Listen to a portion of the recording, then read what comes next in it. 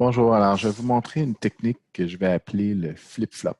Donc, ça arrive parfois qu'on veuille faire une opération qui soit, on fait une opération sur une ligne, mais l'opération est juste disponible sur une colonne. Donc, je vous montre une astuce. Cette astuce-là peut être utilisée dans toutes sortes de transformations que vous allez faire. Donc, moi, ce que je voudrais faire, c'est faire enlever les oups qui sont ici. C'est sûr, je pourrais le faire un par un, mais je voudrais le faire d'un coup.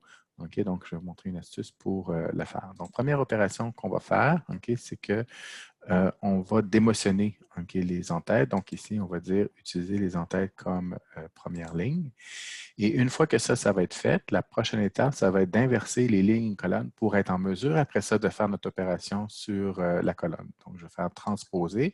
Donc, je transpose les lignes et les colonnes. Et là, je suis capable de faire mon opération pour les oups. Donc, je me mets ici et puis je vais faire mon opération de transformation. Donc, je vais remplacer le oups